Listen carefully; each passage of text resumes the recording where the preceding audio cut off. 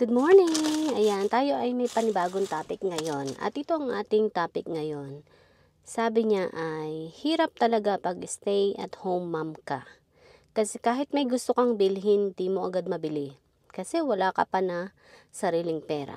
Kaya mas maganda talaga na may work ang isang ina para di na nagtitiis pag may gusto bilhin. Alright, yes, totoo po yan. Sabi ko sa inyo, mahirap. Kaya yung iba na kung pinapangarap nyo na maging isang housewife, napakahirap, huwag nyo nang pangarapin, okay? Kasi hindi siya madali, okay? Maswerte kayo kung ang makukuha nyong lalaki is marunong talaga sa'yo, okay? Marunong sa'yo, sa mga pangangailangan mo, sa mga anak mo. Kaya bago ka mag-stay home mom, kailangan is alamin mo muna kung ano yung mga gusto mo para sa sarili mo. Kilalanin mo din muna ang sarili mo, okay?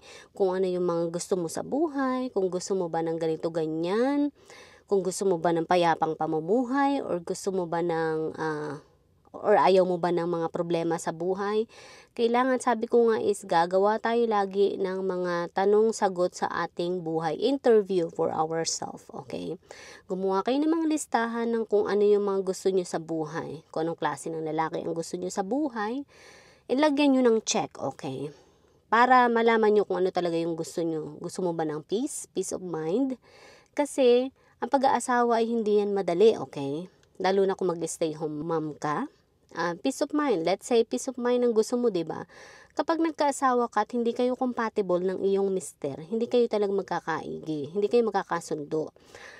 Ano yung sinasabi ko na hindi kayo magkakasundo? Dahil ang mag-asawa, maraming adjustment yan sa buhay.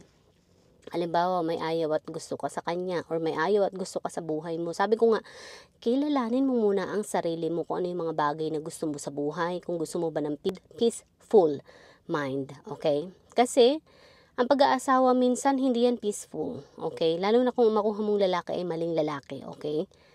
Halimbawa, gusto mo ng maayos sa pamumuhay, tapos ito palang lalaki nakuha mo is lasinggero, tamad, walang pangarap sa buhay, wala palang pera, sus Ginoo, ang papasukin mo ay hindi lang giyera, kundi, anong tawag dito, pagkalunod sa matinding stress sa buhay, okay? Mahirap kapag ganun ang lalaking nakuha mo. Tapos pumasok ka sa ganung sitwasyon. Ikaw ay ganun din. Wala ding trabaho, wala ding pera. Sabi ko sa iyo, ang papasukin mo ay more disaster. Kaya pag-isipang mabuti.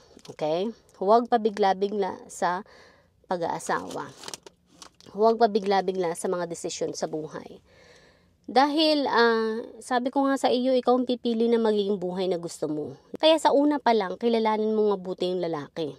Sa una pa lang, ikaw na yung tutuldok ng ganong sitwasyon. Kasi merong pangyayari na ganyan, meron akong kakilala na ganyan, okay? Yung napangasawa niya is tamad, walang pangarap sa buhay, magtrabaho hindi, kontento na siya na nasa bahay lamang. Ayun, parang nasa bundok nakatira, pero hindi naman, nasa sibilisasyon pa rin sila. Pero kumbaga, yung bahay nila is nasa, parang walang masyadong kapitbahay. Pero syempre sa labas noon or sa di kalayuan is civilization pa rin. Mga ilang minutes lang. Yun. Pero namuhay siya na parang ganun ang pamumuhay niya, na kontento na siya sa ganung buhay, kakain, magiinom, tutulog, tatrabaho. Ang tingin niyang trabaho is yung pupunta ka lang sa labas, mangangahoy. Sapat na siya ng ganun. Para yung gagamitin niyang panggatong siguro. Tapos, mangunguha ng kung anong mga gulay. Pero wala namang sariling sakahan. So, mahirap yung ganung buhay. Alam niyo kung sino magsasuffer? Teka muna ha. Ito yung nagiinom siya. Tapos nagawa pang mga babae. Inom-inom parati. Wala namang trabaho pa. Sigarilyo pa. Tapos, basta, tamad nga. Tapos, tatanungin ay, anong pangarap mo ba sa buhay? Pag namatay ka, halimbawa, pagdating ng panahon, sabi ba naman ilagay na lamang daw siya sa likod bahay. Doon na lamang daw siya ilagay sa hukay. Ano ba yan? So, doon mo talaga makikita na walang pangarap ang tao sa buhay. So, hindi siya nagtrabaho buong buhay niya. Talagang, ito namang si Mrs. na hindi rin nag-isip, hinayaan lang din yung ganung pamumuhay. Hinayaan na lang din, wala siyang ginawa. Hindi siya nagsumikap. So, alam niyo kung sinong kawawa sa mga ganong desisyon nyo sa buhay? Yung mga anak nyo. yung anak nyo magsasuffer ng matinding depression. Kung kayo nagde-depression sa mga buhay nyo, pati anak nyo magde-depression na din. Kasi kayo yung magdudulot ng bigat sa mga anak nyo. Kawawa yung anak, di ba? Kaya dapat maging matalino sa pipiliin na desisyon, okay? Kung makita mo na gano'n yung napangasawa mo, gumawa ka na ng paraan. Either ikaw yung magsikap, sumikap sa buhay, magtrabaho, mag-ipon. And then yung asawa mo walang ginagawa is ikaw na din ang umalis, iwanan mo na yung asawa mo kasi wala kang pag-asa dyan. Kasi pagtanda mo, dalawa na kayong malulunod, dalawa na kayong mahihirapan, and dalawa na kayong magiging bigat ng anak nyo. Yun, ay naku, sabi ko sa inyo, mahirap yung ganun. Kapag nakita mo nang yung asawa mo ay walang ginagawa, tapos siya lang yung tinitingnan mo, hindi nga nagtatrabaho, painom-inom na lamang, nagsusugal. Painom-inom na lamang, ikaw naman ay wala din ginawa, nagsugal ka na lang din. So, double na, add to add ka lang. 1 + 1 = 2. Pareho na kayong disaster. So, yun. Kaya, gagawa ka din ng paraan, magsusumikap, magtatrabaho pa rin, kikita ng pera. Laging goal is, huwag tayo maging pabigat sa ibang tao kasi hindi maganda yun. Okay? Kung meron pa tayong kakayahan sa buhay natin para magtrabaho at kumita ng pera, magtrabaho at kumita ng pera. Yun. Huwag tayong maging pasanin ng ibang tao. Yun.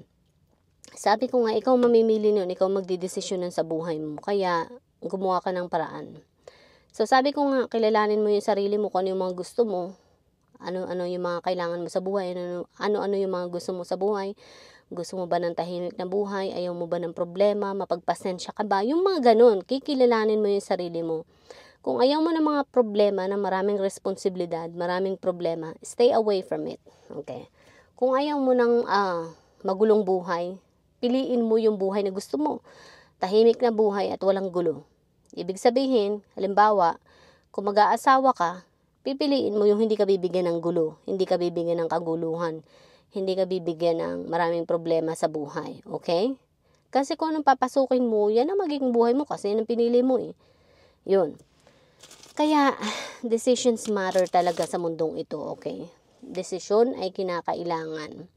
Pagdesisyon ng maigi ang buhay, okay? Hindi yan laro lamang. Ang pamumuhay sa mundo, mahirap kung pahihirapin mo lalo, okay? Pero maging madali ang pamumuhay sa mundo kung maging marunong ka rin sa buhay. Kailangan maging marunong ka. Malaman mo yung pasikot-sikot dito sa mundong ito. Ano ba yung pasikot-sikot sa mundong ito? Ano ba yung mga kinakailangan sa mundong ito? Sa mundong ito ay kinakailangan ng pera. Okay? Kinakailangan ng trabaho, kinakailangan ng diskarte. Dahil lahat ng bagay natin, kilos at galaw natin dito sa mundong ito is kinakailangan ng pera, okay? Nung unang panahon, oo, siguro hindi kailangan ng pera kasi uso yung mga barter-barter na yan, di ba? Nung unang panahon yun. Pero napakatagal na panahon, hindi naman nag-stay ng ganong pamumuhay. And then, tumagal na tayo sa pera. Itong pera is talagang, Diyos ko, ilang dekada na, napakadami na. So, mas tumagal sa pera. So, kaya kailangan ng pera. Kumita ng pera. Sabi ko sa inyo, kung nahihirapan kayo sa buhay, kailangan mag-isip kayo ng paraan kung paano hindi mahihirapan sa buhay. Okay? Maraming paraan upang kumita ng pera kahit nasa bahay lang. Mag-isip ka na mag-isip. Marami dyan. Okay? Alright, papasok na ako sa trabaho dahil, anong oras na? 8:58 na. 8 hours ang trabaho ko ngayon. Yes, hanggang bukas ata 8 hours pa rin. And then, Monday to day, delivery day. Yes, pag delivery day is, ibig sabihin, maraming delivers. So, yun, mag-unload kami, mag-stock ng mga product. Yes, yun ang buhay namin dito. You know what? My dream is magkaroon ng sarili kong tindahan. Kaya lang, paano ko yun gagawin? Kung nandito ako, tapos, gusto ko sana sa Pilipinas nga magtindahan. Ang problema is wala akong mapapagkatiwalaan. Maganda sana. Alangan naman akong umawak noon. Nandito ako, paano ko magagawa yun? 'Di ba? O siguro saka ako na lang gawin yun kung sakaling iniisip ko na tumira ng Pilipinas, 'di ba? But I'm still debating on that. Okay, bye!